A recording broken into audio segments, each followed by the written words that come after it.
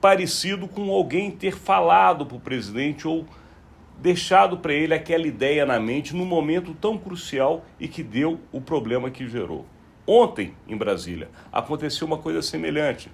O presidente acabou se envolvendo numa crise e gerou uma crise de mercado com relação à Petrobras que não precisava ter acontecido, porque alguém chegou no ouvido do presidente com uma informação que não era a que batia na realidade. O ministro da Fazenda, Fernando Haddad, teve que explicar para o presidente que as questões dos dividendos podem até ser mudadas no momento futuro. Ontem foi criada uma crise com reflexos em bolsa de valores, com mudanças no mercado, com tensão em Brasília por algo que alguém soprou no ouvido do presidente. Portanto, o presidente está de fato sem esses grandes auxiliares. Isso pode ser uma das explicações. Agora, o fato é, tudo isso tem reflexos diretos, doutor Flávio. Primeiro, na governabilidade, na condição de aprovar assuntos em Brasília de interesse do governo. E a outra nas eleições, que é um outro interesse que o presidente tem e que já demonstra que, inclusive, na principal capital do país, que é São Paulo, essas mudanças e essas influências que hoje circundam o presidente da República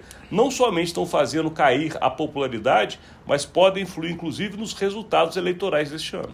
Pois é, né? Isso aí, você vê o reflexo disso. Teve essas 3 pesquisas que mostravam a queda da popularidade de um modo geral no país.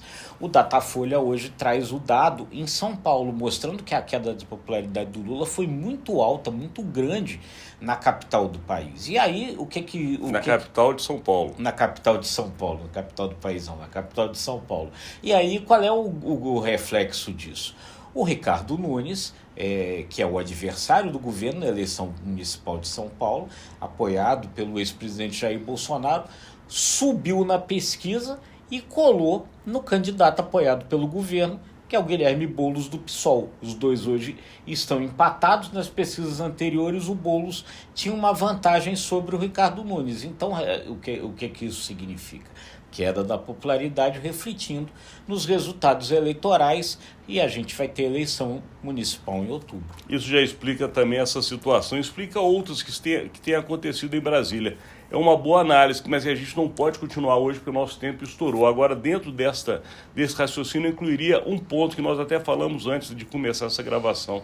A falta que faz também um porta-voz na vida de um presidente da República. Lula está muito exposto e talvez um porta-voz não somente facilitaria essas relações, como de alguma maneira blindaria o presidente contra algumas crises. Sem dúvida, mas isso é um tema aí para a gente desdobrar depois. Daqui a gente encerra agradecendo a sua audiência.